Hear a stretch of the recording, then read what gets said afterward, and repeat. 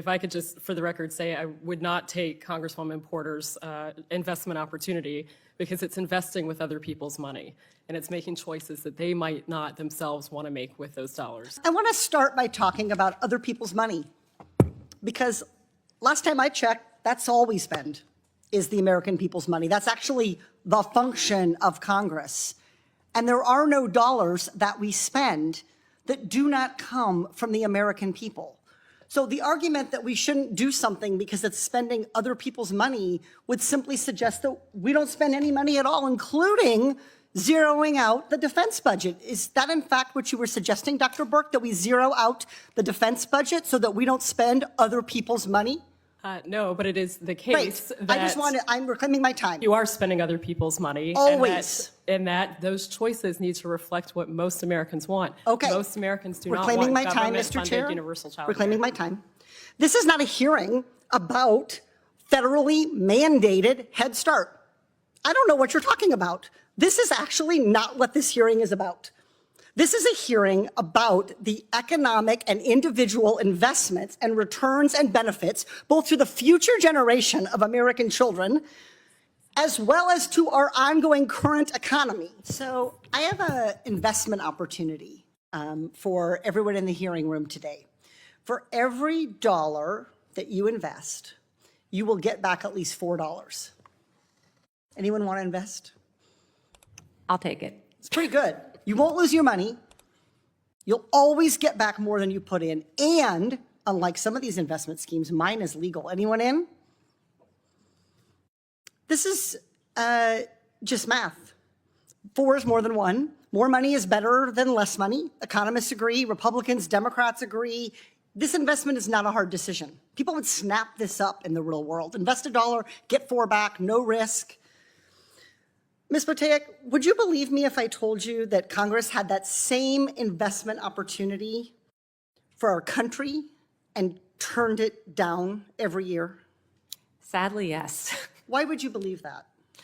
Because we know that the science is there, that when we support children and families, especially starting at birth, that it yields long-term and outsized benefits for families and for our economy. And yet, here we are over 50 years after Nixon vetoed universal child care, still with families struggling to find and afford care and providers making poverty wages. And I think you gave earlier, what is the total new estimate of how much this would generate for our, if we had affordable child care, full access to child care, what would this generate for our economy?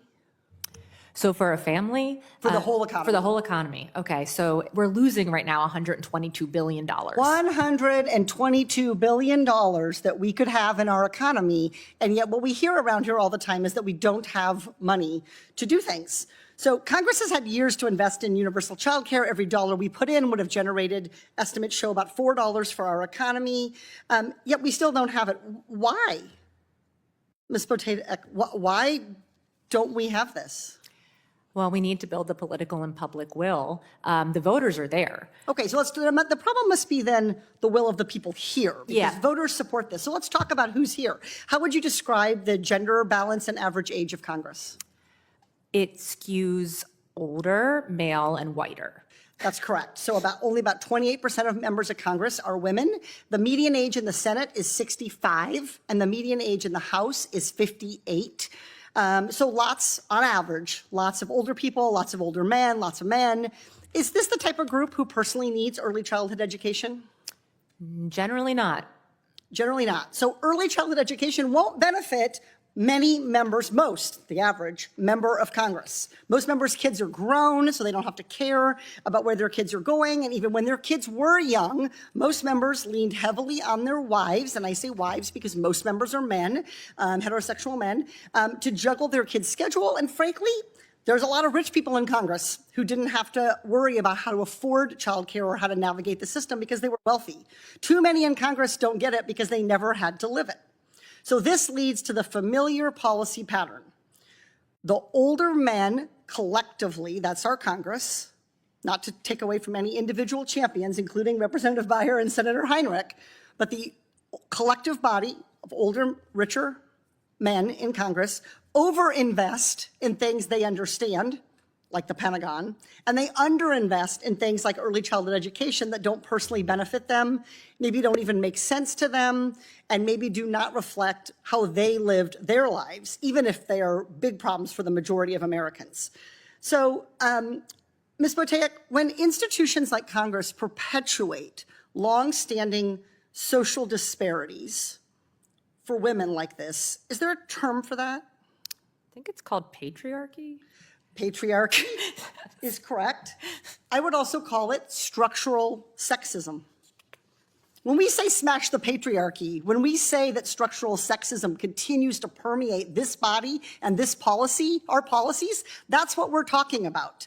We're not imagining it. It's not about interpersonal slights. It is about what this body chooses to get done and to fund and to focus on, and what always ends up on the cutting room floor in legislation. Structural sexism is an age-old story. It's not going to go away by itself. It's going to go away because we make it go away. When we stop undervaluing the work of Black and brown women, or the majority of childcare workers, when we start recognizing that women can and must contribute to our economy if we're going to have a globally competitive economy. So, Ms. Boteic, to fix this problem, Congress has to abandon these sexist, outdated ideas and start thinking more about investments. How much would Congress need to invest to establish universal early childhood education? We've been advocating for $700 billion over 10 years to invest in high-quality early care and education, which could easily be supported by taxing wealthy individuals and corporations. So you're advocating for $700 billion over 10 years. President Biden, I remember everyone proposed $400 billion for preschool and childcare, and yet that would have multiplied by 4, generated trillions of dollars for our economy. So all of our witnesses, everybody said that we'd take this bet, we'd quadruple our money if we could. So investing in early childhood education shouldn't be a hard call, even given the profile of Congress. We should all want to make investments that pay back. So if my colleagues are not moved by the clear economic benefit of investing in early childhood education, maybe they'll be moved simply by this single mom asking them to care on behalf of all the other parents of young children who are struggling in this country. I implore Congress to invest in childcare workers, and early childhood education. There are lots of ways that we could deliver this. Like Representative Beyer, I have had lots of different kinds of arrangements. Universal, to quote what Ms. Boteic said, doesn't mean the same. Universal means that the funding, the outcome, the choice is there and available. If we had universal health care in this country, and we don't, some people might choose to go get a colonoscopy every year, and a lot of people won't. It's the same thing with childcare. I personally have had my children in big corporate care.